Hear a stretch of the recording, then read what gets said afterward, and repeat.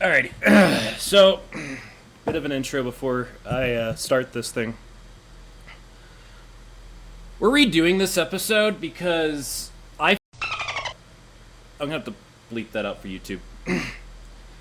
I messed up big time last stream. We did the War in Heaven already, but we're redoing it because Streamlabs decided, hey, we changed your mic input, so we're not gonna. It's just gonna be a non-talking and nobody else, not even you. So literally, this intro that I did, it was just me mouthing. So, yeah. So I gotta let Anon know that we're starting. Welcome, everybody, to A Bit About It podcast. That is the name we decided on this podcast, where we are going to go into lore about Warhammer, Marvel. I have a whole thing that of stuff we want to talk to, but after Marvel, my brain just goes, no. No, you've brother, listed too brother, many. may I have my scripts? An execution. No. No. All right, so War in Heaven, very first canonical event in Warhammer 40K. Yes. Before we get into it, I know I probably have said this 3 times now. My name is Drew, Drucifer, Vix, whatever you want to call me, however you know me, that's my name. I'm joined here today with my friend Anon. Anon, say hello. Hello. All right. So with the War in Heaven, this it involves honestly about five. Would you say 5 species? You have the Necrontyr, the Catan, the old ones, the orcs, and the Aldari. Yeah. Yes, correct. Yes. So we're gonna start with talking about the Necrontyr because it's only right to talk about them because they're the whole reason why this happened. So Necrontyrs, imagine people with super cancer. And I'm talking super cancer, like omega cancer, like I live next to the sun kind of omega cancer. I get gamma radiation every time I sneeze kind of AIDS. To the point where it's embedded into their DNA that they will get these tumors, even if they're not by this star. They will get these super cancer, and they will all die before like Deadpool, 25. but worse. Yeah, they don't have the regeneration. Cancer, but worse. Yeah, it's a lot worse. So, when it comes to the Necrontyr, I mean, they were an advanced, very advanced people, but they also had dynasties and stuff. One of the dynasties was led by the Silent King, or Sarek. If I'm remembering correctly, I think I am. I said Sarek, not Siri. Shut the fuck up, Siri. That scared the actual shit out of me, actually. I just say Sarek, and I hear, huh? I'm like, what the hell was that? Shut the hell up. So, where was I? Necrontyr, Sarek, or Sarek, whatever you want to say. Silent King. He was. I think he's the biggest player in the Necrontyr. I think he was like the fucking big guy out of all of them. He was like Mr. Boastman. Yeah. So, with the Necrontyr, because they were dying at the age of like anywhere from 20 to like 25. Because of their super cancer, they were trying to find means of immortality, which led them to these creatures that are... Oh yeah, hold up. I do have a picture of Necrontyr. There you go. Look at this Giga Chad. But yeah, basically, Necrontyrs found these, like, really advanced and very heavily psychic and warp using lizards or frogs, whatever Mhm. you decide. See, with this picture of them, they look like lizards. With this pictures of them, they look like frogs. So that led them to find these creatures called the Old Ones, or as I like to call them, the Old Frogs. The old frog. The Old Frog. So they went to the Old Ones, said, "Hey, you guys are really powerful. You must know the key to immortality. Can you share it with us?" And they looked at them and they went, "No." Brother, may I Have have some immortality? immortality. No. No. So that kind of pissed off the Necrontyr, and they started a war with them. I'm not sure how long the war lasted. Didn't last long because the old ones were like, "Get out of here," and they smacked them around and sent them back to their world. Just gave him a little spank on the booty. They Said, "Get out of here." they did. Now that really pissed off the Necrontyr. So that brings us to these people here. The Catan, or star The settlers vampires. of Catan. These are known as star gods, star vampires, whatever. Basically, they're interesting because as soon as the universe was created, boom, there they are. And they just fed on newborn stars and would just drain them of their energy. Hence, star vampires. And they didn't have a physical form. They were very much ethereal and corporeal, whichever one. But basically, they were feeding on stars for quite a while, millions and billions of years, until the Necrontyr were like, "Hey, that star just went out. That's interesting, and that's a newer star." Or so I've been told. It could be. No one really knows, I think, how they got Yeah, into no one contact. really knows how. But the theory that I have read and have seen through other channels is that basically you had these Necrontyr astronomers that were noticing stars going out faster than what they should be. So they were like, we should investigate that. But I don't know if that's actually how they found them. But I've tried seeing where and how they found these Catans, because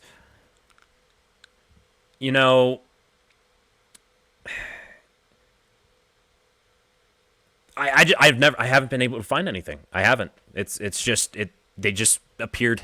I think no one can agree. But basically, they found the Catan, and they weren't able to talk with them because hey, corporeal being. They don't exist like in the physical way. They don't. Yeah, they don't exist in the physical area. They are very much so just they're no more than just literally just traveling stardust in They're clouds. no more than a concept. Literally. So the Catan, not the Catan, the Necrontyr, there we go. They made them bodies out of a material called living metal. Great idea, right? Well, it wasn't a called. It was a necrodermis, I think. Oh, it was a necrodermis. Okay, I'm I I'm believe getting that's ahead of what it was myself. called. It was a living metal substance. Okay, yeah, If I necrodermis. remember Yeah, there it is. what you're referring yeah, to. it's necrodermis. It's necrodermis.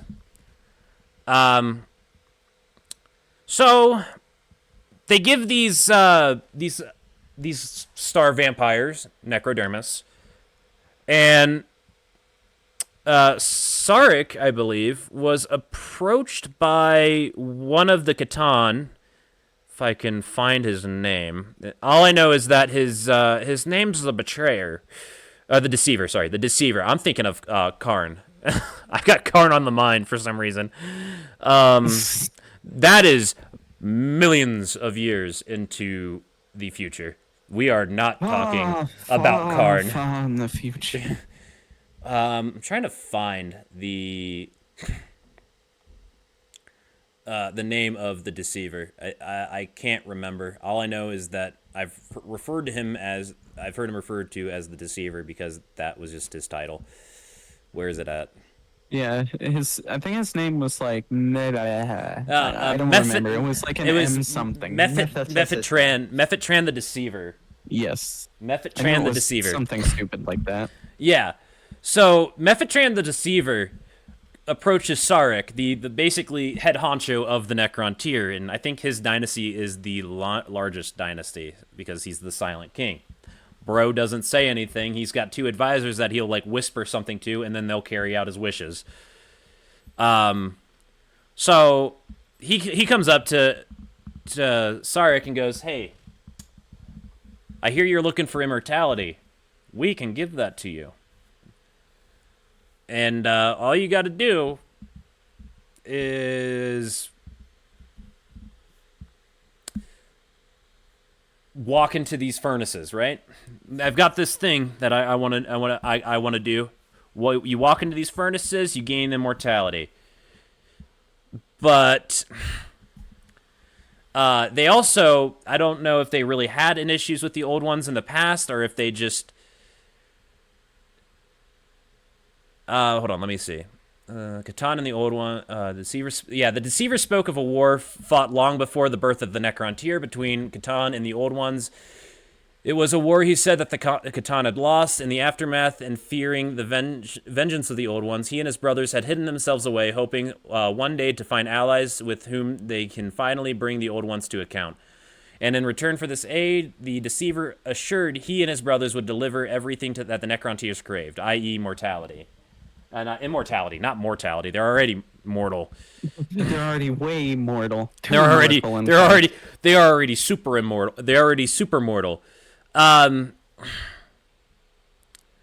Basically, Sarkin went to the royal court and was like, "Hey, I got this proposition, right? Those gods that we gave bodies to, they're promising us immortality in return of helping them fight the old ones."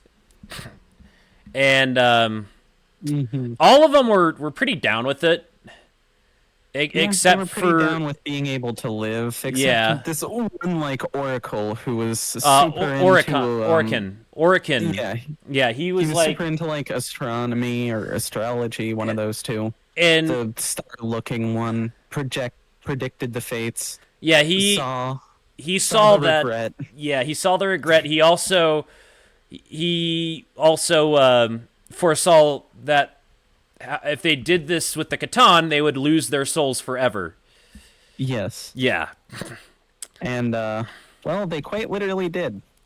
Yep, because that's getting ahead of ourselves. That is getting ahead of ourselves. But Sarek wanting immortality, it was like, you know what? Royal Court, nah, we're doing it. So he himself went to the Catan, said, "Hey, you got yourself a deal." And they started building these contraptions. And after they built these contraptions, they sent Sarek into this contraption, literally burned his body and flesh, and transferred his mind into a body of a robot with the same like necrodermis. And he walked out normal-ish, less of a soul. All right, minus the lack of a soul part. There was something missing. I'm guaranteeing he came out and say, "Hey, I feel good, but I feel like empty. I wonder why, brother." I'm pretty not dying, but I'm feeling like there's a little something missing. Oh yeah. So after he went through his biotransference, if I'm remembering if that's what it's called correctly. I think it is Yes. biotransference. So he was forced to then, I think he was shackled and forced to watch his entire race get put into Uh, these. I don't know if he was shackled. I think he might have just kind of uh, just been waiting outside as all of them went into the process because it was too late to back out. Like it was already happening. Well, here's a quote. When the Silent King saw what had been done, he knew at last the true nature of the Catan and of the doom that they had wrought in his name. Hmm. Because when he looked up, he saw the Catan getting fat. They were getting peepo tubby Yeah. on the souls of him and all of his and all of his people. They watched him become Chunky Papega. They quite frankly did, but he was the only one I think who had pure sentience because they were like, "Yeah, you gave us your people. We'll give you sentence. We'll give you sentience." And And then gave him the keys to his people's brains as well. yeah, Remember this. yeah. Remember this. This is actually important. Uh, and He's the only one with the access to the command gene in all of their bodies. yep. This is very important to remember. This is very, very important to remember. Moving on. Moving on, they after all of them have been enslaved and brainwashed and made. I think when they were first released, they were absolutely just cheap Terminator knockoffs. Because no one knew about their sentience when they were first talked about, yada, yada, yada, brainless robots. But after the whole biotransference happened, they marched onto the old ones and started fighting the old ones. And because the old ones were very, very outnumbered, they brought in the Quarks and the Eldari to fight for them. I know I said at the beginning that one of the races was orcs. I meant Quarks because Quarks are orcs, but bigger Smart and orcs. smarter. They actually know how to utilize their power of imagination. You're dead! Explodes. Literally, they can do that type shit. Or so I've been told. Oh, red, go fast. Yeah, red go fast, yellow go boom. But we're getting off topic. They pretty much slaughtered a lot of the Quarks and the Eldari because their weaponry that they got from the Catan is fucked. It is the most advanced technology. I think it's still the most advanced weaponry in 40K to this day. I don't really think anyone has technologies that's as advanced as the Necrons. Oh yeah, after they got the biotransference, they then became the Necrons. They lost the tier. They were just Necrons at this point. Yippee. They also lost the humanity, too. Yep, they did. And after they started fighting the Eldari and the Quarks, they were able to push their way up to the old ones. And the old ones said, "Fuck this shit, I'm out." And they went into the webway. And unfortunately for them, the Necron followed them and proceeded to slaughter them until all of the pretty much until all of the old ones either were dead or they escaped to the far reaches of this galaxy, or they just said, "We're going to another." Now, I also have heard a theory. Anon, do you know the alien race, the Umbrals? Umbras? Sorry, the what? Umbras. Umbras. They're basically these orbs that become like fleshy monsters when exposed to shadows because they can manipulate the shadows, and they Mhm. I don't have a picture that I saved because I completely forgot that I was going to bring this up this episode. This is just something that I recently heard. There's a theory that these umbras, or umbrals, I think it's umbras, are the remnants of the old ones that are just an orb until Shadow comes around and they become literal shadow monsters, and they're kind of cool, very wicked, but they're terrifying. But from what I know about the Umbras is that they're out of all of the pages on the wiki for Warhammer. You know how a lot of them have like a lot of pages. Mhm. The Umbras have A lot of one. them have a lot of information. Oh yeah, and the Umbras only have one page. That's how much is known about No, them. no page. Uno pejo. So back to what we're talking about. The Necrons pretty much slaughtered the old ones and decimated the Quarks and the Eldari. Eldari went their own way, and then for those of you who don't know this, Eldari are practically space elves. I mean, they're not practically; they are just space elves that are highly psychic in power and are the the race that I'm going to be playing in tabletop. Uh, the Quarks are literally just like I've already explained what Quarks are. They're just orcs, but smart and big and powerful. The Quarks after this, then after like several millennia, they got dumber, smaller, and became orcs. Yes. But that's a story for another That time. is a We're not story doing for the another history time. of We're orcs not doing or the history orcs. of Quarks or the Eldari today. We're focusing on the War in Heaven. Now, I know Yes. I paraphrased a lot of this. It's just because I wanted to get through like the main, like XYZ happened, and then I want to go into depth on other things within the War in the Heavens, War in Heaven, the War in Heaven. I'm not able to talk for some reason. Please excuse me. Excuse me.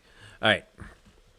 So after they killed all of the old ones, they were pretty much just enslaved by the Catan. And after they enslaved the Catan, and they were enslaved by the Catan, Sarek just kind of like was waiting for a Just good lying in moment, wait. lying and waiting, because he had developed, even though they had killed the old ones, he had developed a huge hatred for the Catan. I mean, they made him feel like the failure.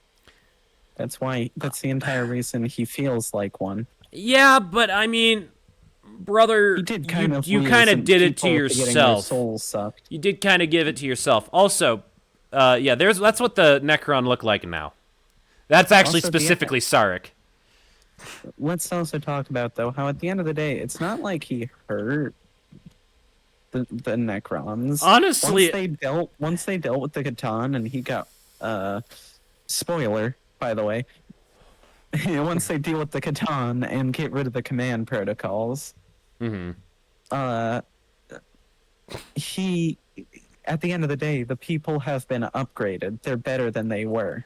They're no longer super cancer patients. Now they're Terminators. yeah, they're T1000s. But Sarek just was waiting for a good moment to to attack the Catan and take out his anger on these star gods. And it really happened when the Catan were starting to get lazy and then realized that they could quite frankly eat each other. And so Actually, it's because a chaos oh, it's god okay. whispered in one of their ears, I believe. And Oh. once one of them ate another one, after he heard like "Hey, this will be a good idea. You should totally do this." Yeah. It was a domino effect. Yeah. So yeah, it Once was a one domino effect. Catan ate, Also, speaking once of one, the Chaos Gods, I was trying to really keep this in order. I had an order, and I really went off order because ADHD's great. Um, but when it comes to the warp, we should have called ourselves chaotic conversations. honestly, we probably should have. But I really do enjoy a bit about it. Yeah, a bit about it is good. I was Yeah. just making fun of the fact that between the two of us, none of us can keep a goddamn point together. True. So, during the war, with the immense slaughtering of Korks and Eldar, the warp started Which is to actually. basically like hell, kind of. Honestly, no. It's more so a reflection of like the material realm. Yeah. But depending on where you're at in the warp, it is absolutely hell. I mean, have you seen Korn's domain?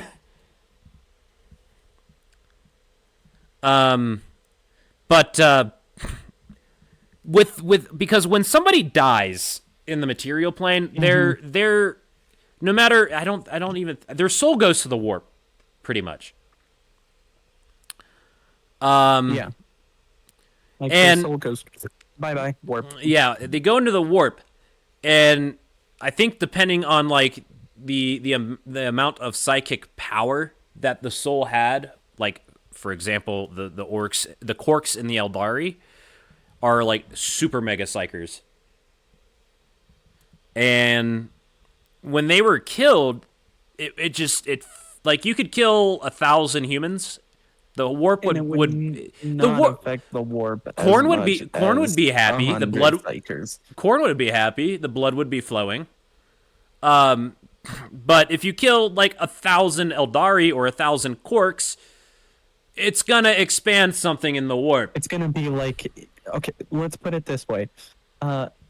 So them killing all those psychic races will have like, if I remember correctly, it has more effect on the warp than the unification wars. Oh, absolutely. I think the war in heaven was the biggest like influxation to the warp. Yeah, probably. The second biggest, I think, afterwards comes directly because Because of of the the Eldar. Eldari stagnation. Yeah, they stagnated, but we're not going to get But too much that's into a story that. for another day. That is a story for another day. That's going to be a fun story. That's going to be I like how I don't even have the wiki page open. I'll be 100% honest. I'm still playing games in the background. you motherfucker. Here I'm sitting at my desktop.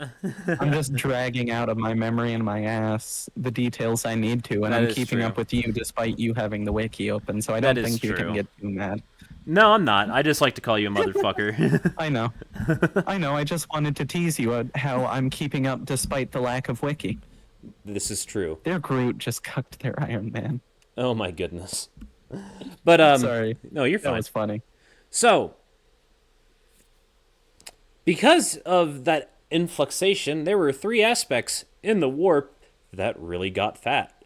That would have been Zeech's domain, Korn's domain, and Nurgle's domain. I will say I think Nurgle benefited the least from it, but that's just like hearsay, I think. They may have all benefited equally, but definitely I think Korn got the most because one thing Korn loves more than the blood flowing and skulls for his throne or Psychers dying. Korn does not like Psychers. Yeah. No psychers in the House of Corn. Nope. This is off topic, but when the World Eaters went to Korn, they literally just killed all their librarians because fuck Psychers. But no warp connection with Corny Boy. He prefers the melee. he does. But he does not like it when people suffer. He doesn't. He likes a quick death that lets the blood flow. Yes, he likes an honorable kill. He does. Like, And- he wants you to go for a clean decapitation in the middle of a duel type yeah. personality. He does not like exterminatus. He doesn't like that. Yeah, that's too impersonal and Mhm. far from the range. Yeah, But he but doesn't like a gut twister either. no, he doesn't. He likes a clean, honorable kill that lets the blood flow and allows him to have more skulls. Exactly. That's why I say decapitation is Mhm. probably his favorite. Oh yeah, It's the most honorable. It leaves plenty of arteries to blood flow, and it flies a skull straight from the spine. it does. It does. Um, It's the corn special. it is. But with like, it's a bit off topic, but I do want to kind of go into with when it comes to corn, people all think that the chaos gods are bad. In a sense, yes, they're Kind of, but definitely it's kind of the yin and yang. they Everything is are. good, everything is bad. It is very much a yin yang ordeal. Um, Corn, obviously, it's like he loves murder, but the thing is that like his whole thing is it brings honor. It's like all about honor. Sure, you're killing Yeah, people, he's but like you're the doing war it god. honorably. Yeah, exactly. He's like a war god. He's kind of the same as Kind of like Ares it would be like or Odin. or Like Odin. Yeah, he's very knowledgeable, but like the people he holds in the highest regard are the ones who die honorably in a big battle. exactly. And then with like Nurgle, rot brings new life. Hmm. It's just like when mold decays a body and it feeds the next plants that grow. Exactly. With Zeech, I mean, it's all about change. Change brings new ways of thinking. Hmm. Oh, it's Slanesh, also all well, about it. Yeah, Slanesh is all about excess and in like feelings. If yes. Slanesh didn't exist, you would not be able to feel anything, taste anything, smell anything. All of the senses revolve around Slanesh. But like I think with I interrupted you when you were talking about Zeech with how change is necessary for new knowledge and growth. But yeah, pretty much. Yeah. At I this, forget what I was saying anyways. it's It's fine. fine. Um, Slanesh is the only like deity that didn't get any sort of power or any sort of thing because she I mean, was. Slanesh didn't even like technically exist in the mainstream yet because Mhm. the Eldari is kind of the main causal of the Slaneshal. Exactly. But basically, let's get back on topic. Yes. So, I believe we were talking about how like, the warp influenced the Catan to feed on themselves, which they did, and until there was only like a few left. At this point, Sarek made his move, and he turned all of the Necron against them, and literally, one might ask, how do you kill a star god? Well, you destroy their physical body and then trap their etherealness into basically a stone, and then smash the stone into like 1,000 pieces so that Hmm. they can't be whole. You enslave them into that stone, And then they and then would use those stones as weapons, batteries, all of the above. Sarek has one of those stones in his little space mobile. Yeah, his magic gamer chair. Yeah, exactly. Um, and then after that, I mean, you have, yeah, you have basically batteries, power sources to sustain your race for Hmm. For like ever, basically. ever because Indefinitely, as long yeah, as you manage to keep them contained. you can keep them contained and don't let them get back together to full the form, the form the full Catan. I can't English, but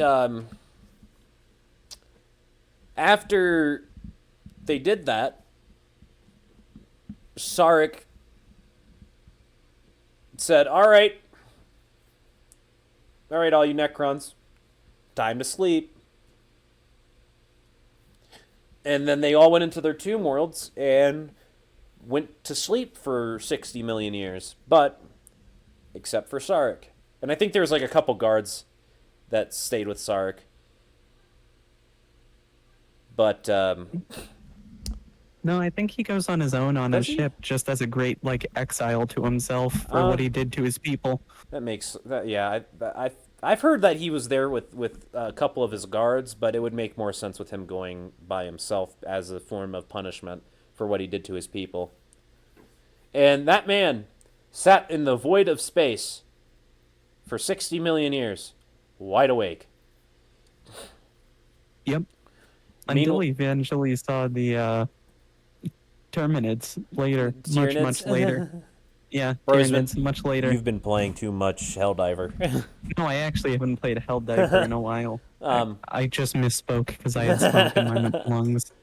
But yeah, so Sarek was just sitting in his. Sarek was just sitting on his chair in the void of space, pouting, trying to reconcile. When he sees, I don't know what Hive Fleet he saw. Let me see if I can find what Hive Fleet he saw.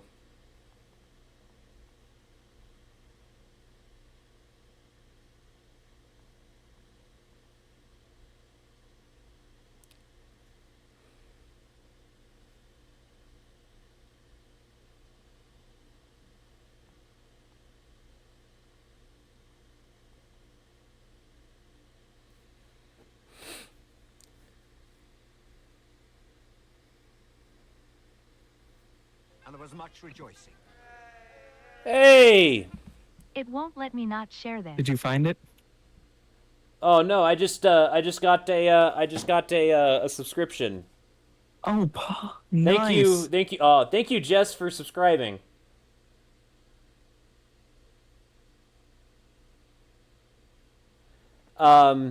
So it just says that he saw Hive Fleets, so I'm assuming he saw multiple. Yeah, I think he just saw the Hive fleets coming in general, as I said. So, yeah. Before, like when I was saying before. Yeah, that would make sense. So, yeah, so he just saw Hive Fleets and said, "Uh-oh, bugs, gotta go." Oh, death bugs. We should run or handle this. One of the two. And then after he saw the bugs, he starts to go to every tomb world to wake them up. But Yes, making sure they're all awake because it Making was sure- close to scheduled time, anyways. yeah, but I think before he starts waking them up, he destroys the console that kind of controls all No, of them. I think he wakes them. No, he breaks it before he leaves. After he tells them to sleep. Oh, That was okay. going to be his last order he gave to his people. Right. But then he saw the Terminids. Tyranids. You confused me now. Tyranids. But Tyranids. And now he's like panic warning his people. Yeah. And when he gets to these worlds, a lot of them are like, "What the hell are you doing here?" Especially like Orican was like, "Get away from us." They're not too fond of him, if you could imagine why. I wonder why. I wonder why. Selling the literal souls of his people to starve vampires just so that they could eat their souls. Yeah, here's the thing. They still listen to him, but they're not massively fond of him, you Yeah. know? They respect him on a ruler level. They hate him Don't otherwise. respect him as like a Necron. No. But yeah, he starts waking him up, and I do because I think he woke him up because the biggest thing the Necron are trying to do are to get physical actual flesh and blood bodies again. Yes, because that's one of the things he wants to do for them. He wants them to be able to experience the pleasures of mortality again. Despite all the bonuses that come with their new bodies, they still Exactly. kind of miss what they once had. Exactly. And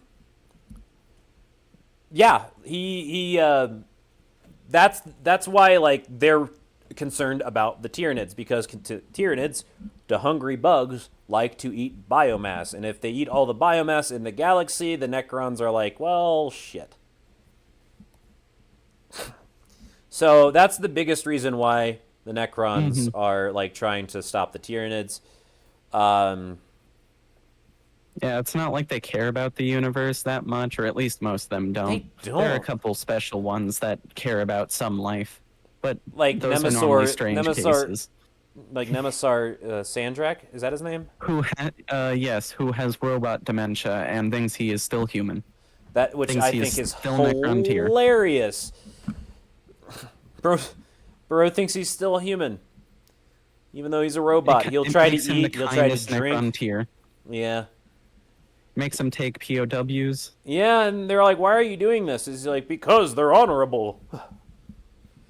But still, when it comes to the whole people thing, there's some stuck up sons of bitches, Yeah. as they believe that they are the rightful rulers of the galaxy. That'll sure sit well with the Imperium.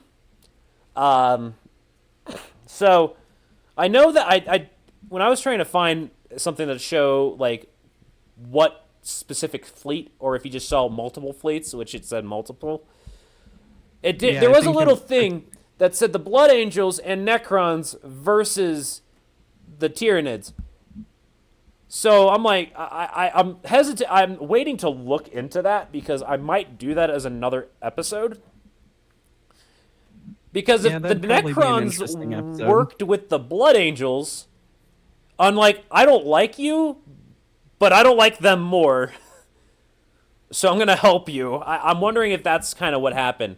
Because I know that's what they do with the Eldar, because the Imperium and Eldar are the only Xeno factions that actually tolerate each other on a respectful level. Except if you're a Black Templar. But basically, that's the current state of things with the Necrons. And honestly, just a very, very quick overview of the War in Heaven. I am absolutely sure I forgot about stuff, but I do want to touch a bit into Necron weaponry because it's fucking gross in a cool way. Oh, do you have flashbacks to what I told you last time? I still? am. I do have flashbacks. I still wanted to include that. Yeah. So, So last time we tried to record this, I introduced him to what the neural disintegrator is. oh my god. The fucking death marks are horrific. I would rather face a Tyranid than face a death mark. But when it comes to the death mark, they have that rifle that he was describing. And they also have the ability to just phase into a pocket dimension and move. And they generally, when they hit you with what's the weapon called again? A neural disintegrator rifle, I believe. Yeah, neuro disintegrator rifle. When they hit you with that, your entire it fries all of your nervous system. So literally just full body you're.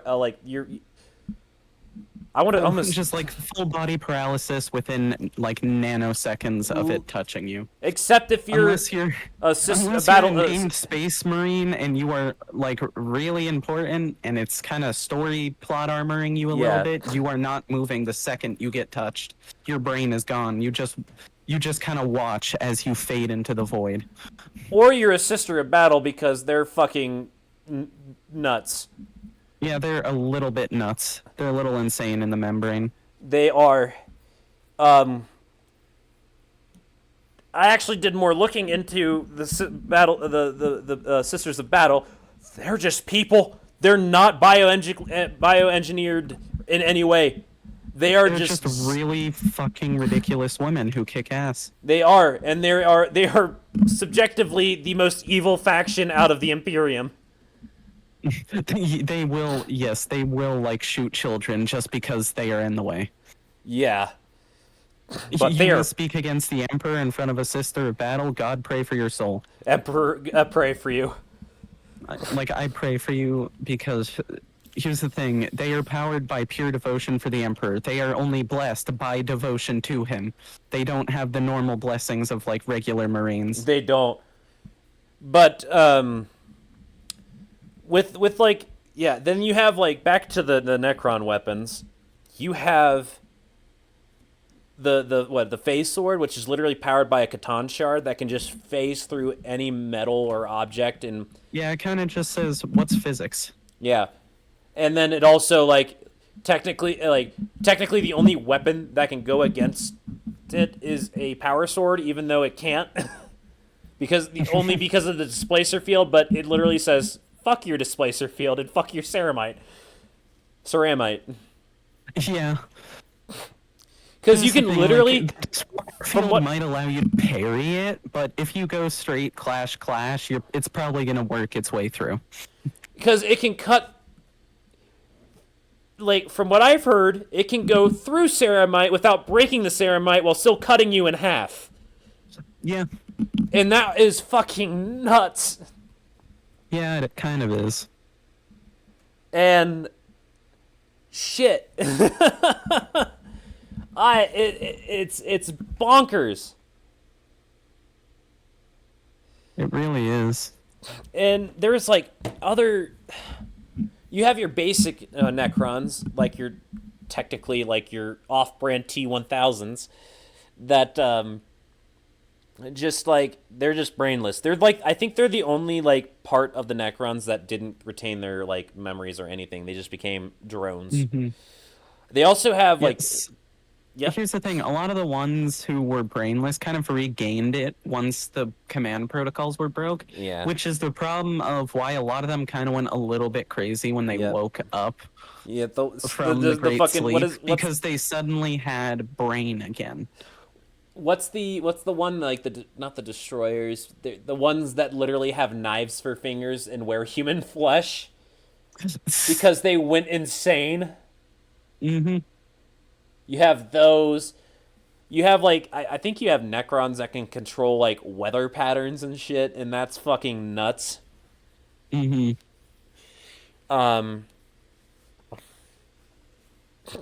Speaking of nuts, I'm still performing well in my gaming Oh my despite this podcast. Oh shit. So yeah, you have like those basic ones. You have your dynasty leaders. I think Orican isn't a dynasty leader. He's more of an oracle astronomer, and he has some funny one-offs with Trazen. Yeah. And Trazen is Speaking, by far he's the other interesting Necron he on his is own. Trazen is fucking hilarious. He's such a douchebag, but he's so funny.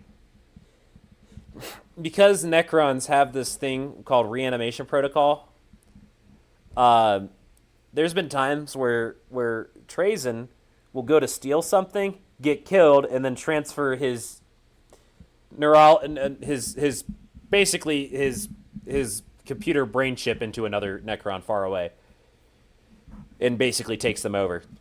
It just becomes him again, just on a new Necron. Yeah, and then And he'll Tyrion would also have to handle every Necron in existence to get rid of his museum. literally, and it's just a giant vault, and he's got so much bullshit in there. He's stolen so much. He has So much. For example, he has like the what was it? The Ghostbusters High C. Yeah, something like that. And then I know that after the fall of Cadia, which we'll talk about at some point, he took Creed. He was going there originally to get Abaddon, but he'd failed at that, and he saw how much of a badass Creed was. He's like, "You're not gonna die. It's not your time yet. Infinity awaits," or some shit like that. And then he puts him into his little stasis ball. And now he's in the vault in stasis. Oh, It's great. it's amazing. He's such a douchebag, and they make him so likable because he's just a kleptomaniac. He's no better than the Blood Ravens. Which is funny because I saw this one thing that I'm pretty sure I sent to you, where it's the Blood Raven stealing a really I think a Custodes fucking helmet, and Trazen stealing Gene Seed, and they're both running the fuck out, getting chased by other Space Marines. Yeah, they just like bump into each other in the vault and then go, you know what? I'm here to steal let you something. do What are this. you doing here? I'm here to steal something too. You too. You buddy. too? Oh shit, Marines, let's go. Help me steal this, and I'll help you get out. Bet. But oh my god, it's so hilarious, dude. I love Trazen because let me pull up what Trazen like officially has in his vault. Is this becoming a Trazen episode? No, it's not. I want to talk. I won't do that because I do want to talk about Trazen separately because I feel like Trazen deserves his own Has episode. So much. That's I why just I was dropped my pointing mic. it out to you. Yeah, he does have so much. But holy shit, Trazen. Oh, then we've talked about Nemesis. I know that like Trazen and Orkin have like a buddy cop book called like The Infinite and the Divine, which I really do want to read. But yeah, what else do we need to go into with this? We did a very overview of the War in Heaven, talked about post War in Heaven with the Necrons being woken up, talk a little bit about their forces. Let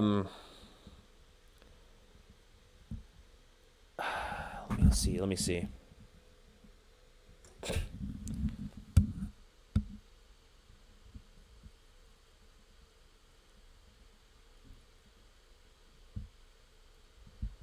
Oh, there's so much here. There's so much in the wiki.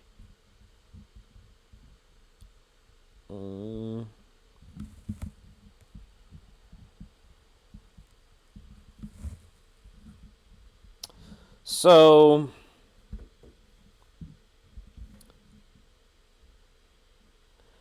basically, with Necrons, because of their necrodermis, this living metal, before the sleep, you could literally like break them down apart, and they would just repair themselves without any they issues. were literally like full-on Terminators. Like you couldn't really tear them apart. You'd have to like incinerate them. Yeah. After the Great Sleep, however, They're kind of like stronger Space Marines when it comes to regeneration. yeah, and I mean like they'll regenerate. It just takes It longer. just takes a bit. Like if you They're don't, running on Internet Explorer regeneration. yeah, they're on Windows 98 currently. But Windows 98 doesn't boot regeneration protocol too fast. no, it doesn't. They need to get Windows 10 or Windows 11. But honestly, if I'm going to be honest, Windows 10 is far better than 11. But we're not going to get into that. That's off topic. So I don't really believe the Necron have had much run-ins with the Imperium other than like a handful of time. And I know standard Imperium citizens don't know what Necrons are because it's heresy. But yeah, other than that, honestly, this might just be it. Like, if you want to look over everything we have left to say, you can kind of think back to what we've talked about already, but I don't know how much is actually left to say. I 'Cause we've really already don't. kinda quickly done a short explanation on all the main points of what's happened, really. We definitely kept it in a bit better of an order. But no, I really think that that's pretty much it without really going too much more into it, because if we went into it, we'd be here for the next 5 hours. Because it's not a lot, but it's not. Yeah, like most of what we can go on to now just connects to other stuff that trails to more stuff. Which is what stuff I think your want point to is. which is stuff that I want to save for like other episodes. So honestly, this might be it. I mean, we did an hour. I mean, yeah, like I don't really know what else we want to talk about for this. I don't either. I think that we're at a good stopping point for this episode. Yeah, it was an hour. I mean, I don't try to drag podcasts. I don't want to try to drag this podcast out because I mean, it's just it'd be silly to, honestly. Yeah, Like, because at I that feel point, like this time we covered things much more efficiently than before. yeah, we covered it efficiently. We covered it quicker. We stuck on point a lot more. But this was the first episode of A Bit About It podcast. I'm one of your hosts, Drew. You have our other host, Anon, with us. Anon? Yes, Anon. Hello. Hopefully, we were supposed to have Carl with us this week, but he's not feeling well. He will most likely be here next Sunday. Same time. I want to say we'll stick to the Warhammer stuff right now. Most likely. Most likely until I find something that I want to talk about. I mean, I could talk about symbiotes if we wanted to go into that. Oh shit, I could go into that. Oh my god, but I want to save that for like a special if we get like really popular and stuff. But Yeah. honestly, other than that, you can follow A Bit About It on YouTube at A Bit About It Podcast, Twitter at A Bit About It Cast, even though the only reason we have Twitter is so that we have the rights to the name on Twitter, and fuck Twitter otherwise. You can find us on Blue Sky at A Bit About It Podcast. It's pretty much just A Bit About It Podcast everywhere except for Twitter because I couldn't fit it because Twitter's stupid. Also, whether this is, I know we've like confirmed this to be end, but what I was gonna say is whether this is end or intermission. I'm gonna go get food. Yeah, I'm it pretty. has Yeah, arrived. this is where I'm gonna call it. So, all right, I'm gonna mute up and then flip the intermission. So, you go get your food. I'll take care of the rest. YouTube, thank you so much for sticking around. I've been your host, Drew. Please tell me that this ambulance siren, right after I said that, this ambulance siren got picked up. I don't know if it did or not, but that would be funny. So I've been your host, Drew. Vix or Rodykell or Drucifer, however you know me. I've been your host, Drew. You can find me at TheRodykell on Twitter, even though I don't post there anymore. You can find me more so on Blue Sky, posting shit there. Still, TheRodykell there. Instagram, TheRodykell.vr. YouTube, Rodykell Gaming. For the podcast, you can find the podcast at pretty much everywhere as A Bit About It Podcast. YouTube, YouTube, Instagram, Blue Sky. You can find us at those at pretty much A Bit About It Podcast. On Twitter, we just have Twitter purely for the name, and it's if you want to follow us there, we're not going to post anything.